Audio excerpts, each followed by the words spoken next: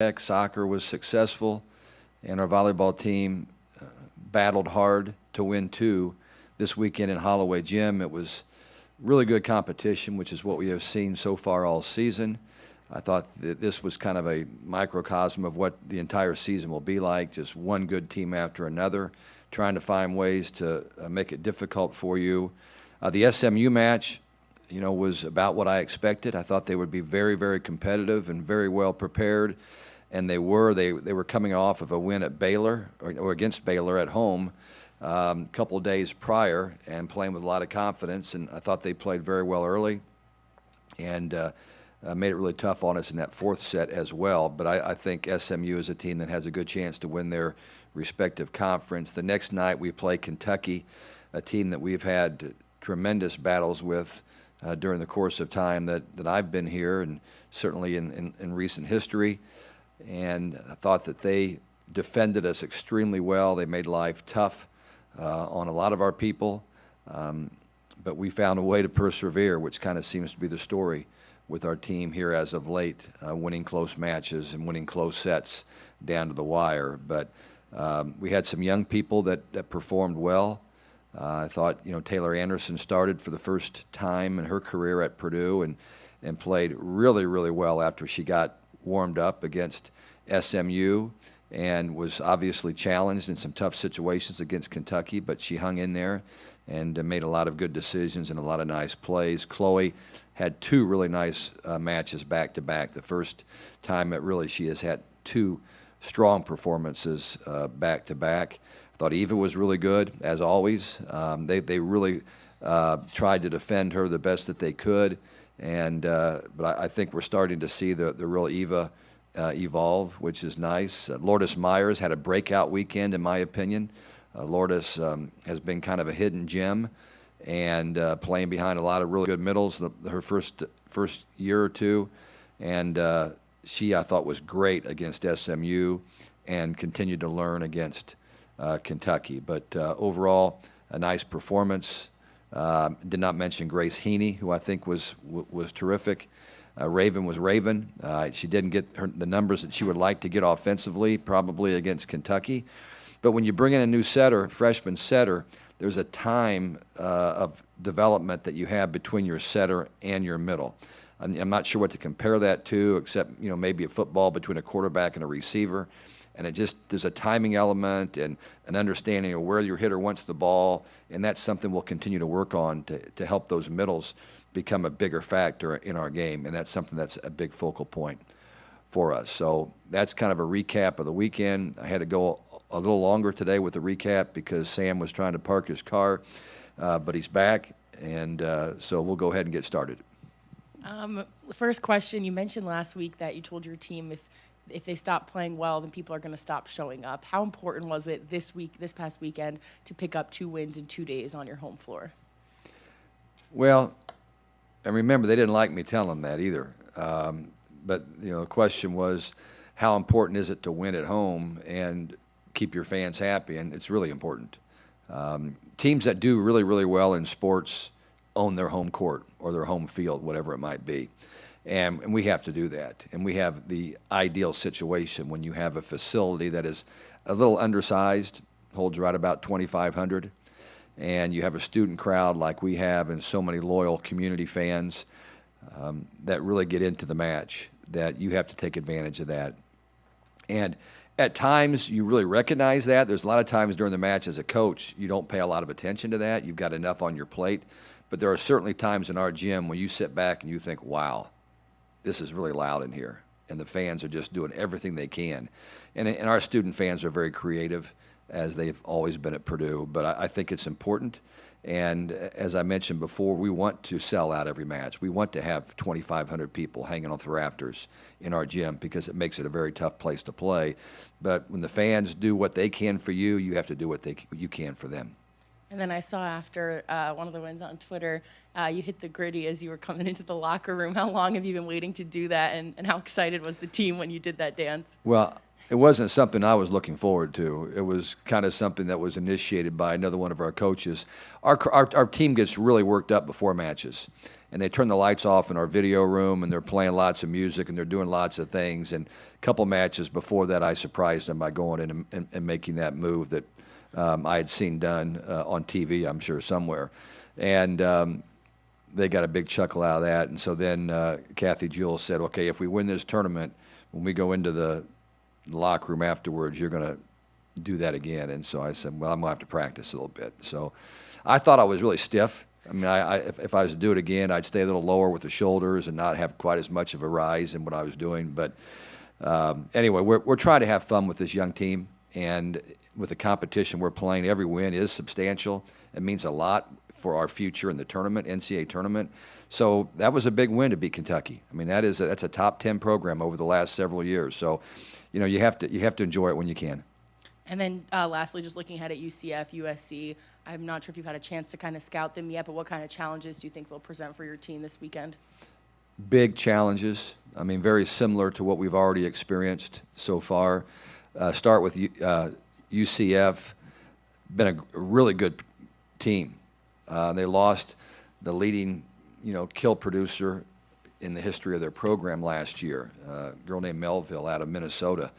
I think that was originally recruited to be a libero, and then she grew a little bit more and just became a hammer. But she's gone, and so everybody thought, oh, they're going to probably step back. Their head coach left to take a pro job in Atlanta, and everybody thought, well, this won't be the same kind of team. Well, they're like 7-1, something like that right now, and only have one loss, and they've beaten Florida State and a couple other, traditionally strong teams. And as you watch them, they really serve the ball tough. They got some live arms. You really can't, leave anybody uncontested. You got to defend everybody. Their new coach had been a long-time assistant there for Todd Dagenet, and she's doing just a great job. And they've got a nice staff. The head coach was an assistant, but she brought in 2 other assistants that have been veteran coaches. And so I think that they're really, really good. USC is USC. They've got tremendous talent. Brad Keller is a friend of mine that's been out there now maybe 3 years as the head coach. He was the men's coach out on the West Coast, and so he's trying to bring some of that kind of men's game style into what they're doing. They have one of the most powerful hitters in the country, Skylar Fields, a big left side hitter, about 6'2.5", 6'3", that will get probably, if it's a 5-set match per se, she'll get 85 swings. I mean, she will get a ton of swings. So, we don't have all week to prepare for her. We got one day to prepare for her. We got to get ready for Central Florida, and then we'll turn the page for her. But 2 really good teams that will do very well in their conference, and we'll have to play very well to beat either one of them. Yeah. Dave, I think back to 2009, which tells you how old I am or how long I've been doing this, but yeah. You had a lot of these 5-set matches that you lost that ultimately made your record not be as good as maybe what the talent on your team indicated. How important is it to close those out and get those wins so when you're looking at an NCAA tournament resume, it's sparkling? Well, I mean, think if we would have lost those 3, where we would be sitting right now. And I have to try to do the math on that. We're 5-2, so we'd be 2-5, and not sleeping very well at night, and probably putting too much pressure on the team. And so when you win those and you get those good RPI wins, and the good RPI wins are against teams that are going to have great records, and that's what they are. It builds confidence. It makes you feel better about what you're doing and what your team's doing. But at the same time, you can't cut any corners or feel like you're where you need to be, because you're not.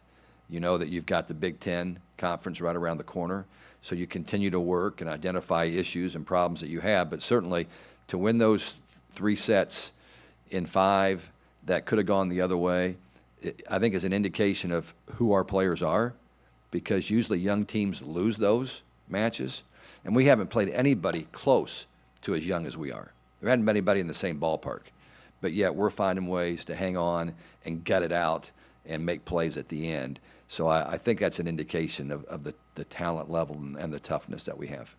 Talk about the youth, but I think you also have a lot of depth. Allie Horning is a libero who's not playing libero. Mm-hmm. You talked about the 2 setters. You have Chloe and Eva. Just as a whole, when you look at this roster, I mean, I think this is a team where if you were to happen to lose somebody for a while, you would still be okay. Yeah, you never want to think along those lines. But Kenna Woolard came in early in the spring. She's out of Illinois, and she started all 4 matches in the spring, and she's hardly played this year, but is very capable of playing at this level. And we're trying to figure out how we're going to get her those opportunities so she's ready in a crunch situation before the crunch situation happens. But I think she'll be ready either way. And Lizzie Carr, who was a redshirt last year, I think is just going to be a monster of a player. But with Lourdes playing, as I mentioned, had a breakout weekend, very athletic, long, great arm. Lizzie's going to have to be ready to back her up, until she gets better than her, or maybe fight for a right side spot as well. So she's got some options. But you're right, depth is really good. I don't think Lauren Poulter played a lot this weekend. She may not have played at all, and she started the first 5 matches of the season. But we felt like it was an opportunity to give Taylor that chance, and Taylor, did a nice job with it. But both those can set, as can Sydney Yim, who's maybe one of the most improved players we have in our program. So, and Emily Bell also played libero for 2 years at Missouri before she came here. So, yeah, we do have good depth, and it's just a matter of managing that situation the best you can as a staff and making sure those players understand how valuable they are, because it's very easy, when you play in front of a lot of people and you're not playing, to wonder, why aren't you playing? And, of course, when you win, it helps, that, okay, maybe that was the right lineup tonight. But I want all of our players to feel like they should be on the floor. I want them to have that attitude. But when it comes down to the match being played, they've got to understand, okay, I'm going to support this situation and just be ready to go when my number is called. Last thing is just, how do you use this weekend to kind of solidify your lineup as you get into Big Ten play the following week? I feel like this is the point where you kind of try to figure out which lineups work best, and then you're playing for something once you get to the next weekend. Yeah, that's a really good question, because I always believe that volleyball is a sport that is a chemistry game and one of great cohesion on the floor. So you really like to know who's playing next to you, because you get a feel for what plays they're going to make and how to react to who they are, both fundamentally and emotionally. But on the other hand, I also know that you can do that with more than 6 people. If you get it done in practice and you're playing a lot of people in drills and in scrimmages and those kind of things, wash drills, then you can still play a lot of people. Here's one thing that we have done more this year than we've ever done at this point in the season, is we're not starting in the same rotation. Number one, we're not starting the same lineup. We're also not starting in the same rotation. And one thing that we've done traditionally in the past is we start in a particular rotation, which is the best place for us to start, because maybe our setter's not very big and we don't want to get them in the front row for 3 rotations early where some big monster is going to take advantage of them. Or we have a bad rotation that doesn't seem to work very well, so we try to keep that one back. It's like batting somebody in the 9th spot. You want to put that rotation as far back as you can, because it's going to show up a lot. So we've changed in the middle of game, in the middle of set matches. Like I think we want to match up in Kansas against Marquette, where we started, I think, in 5 sets. We started in 4 different rotations, and that makes it harder for people to prepare for you. In the past, we were easy to prepare for, because teams, they're going to start rotation 2, which is where we like to start the last few years. They're going to be in rotation 2. So if they want to match up a certain blocker against Eva, or a certain blocker against Raven, or whoever it might have been, Caitlin Newton, Grace Cleveland, they could do that. Now, we're going to look at them and try to figure out where we think we want to start. And if we feel like, they think you're going to start here, no, we're not going to do that, because we don't need to do that right now. We have enough good offensive players, no real liabilities from a blocking standpoint, like we might. I mean, obviously, both of our setters, one's 6'1" and touches 10-3 or 10-4, and the other one's an experienced player, but she's touching, well enough to be an effective blocker. So we've got some positives from that standpoint. Hi, Tim. Dave, how are you?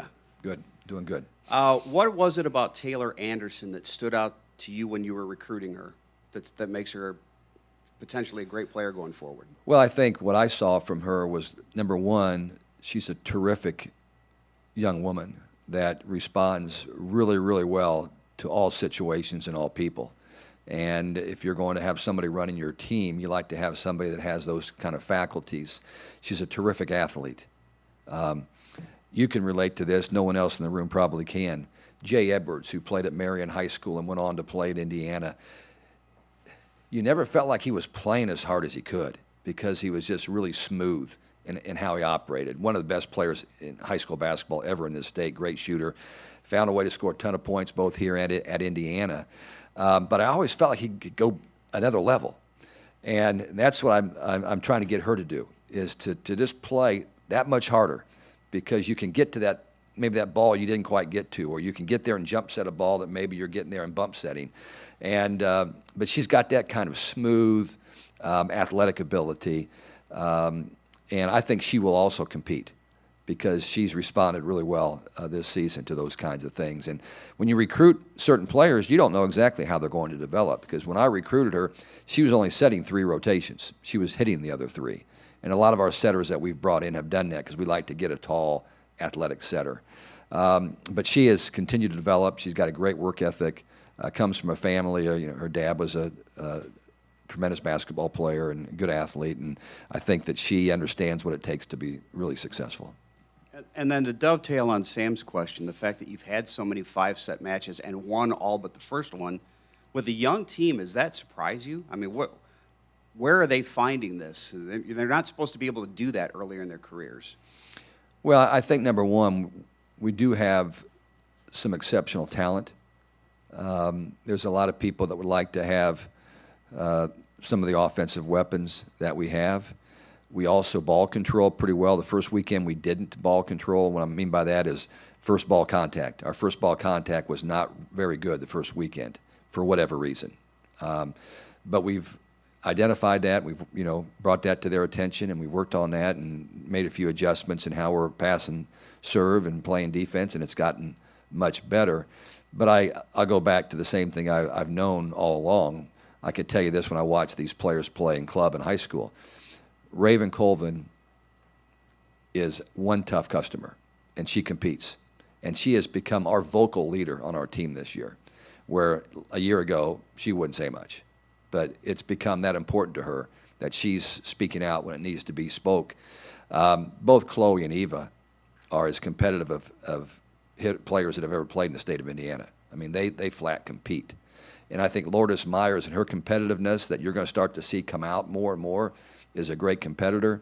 Our ball control people will compete like crazy. So, the young people, you still don't know enough about some of them, but I just think it's athleticism, competitiveness, and expectations.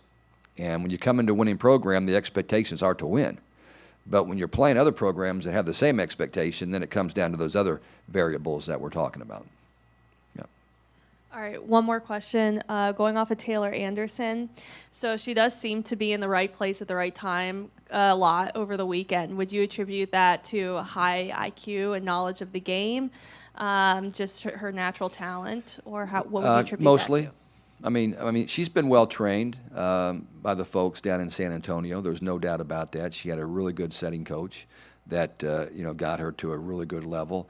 I think it's a natural tendency that some athletes have. They just understand. She made a play the other night where I think it was in set number 5, where she dumped the ball back in the back corner. She was kind of caught in an awkward position, and she could have bump set it. She could have set it very easily to the right side player, but instead she takes it and throws it back into the back corner where nobody was. All right, now a lot of people wouldn't have thought about that, but she is really good at dumping balls in certain spots on the court, and that's because of a little bit of that vision or knowledge of the game. So yeah, I think she's got a pretty good natural athletic IQ. I don't think it would matter what sport she was playing in, but she's chosen volleyball. Yeah. Okay. All right. Thank you very much.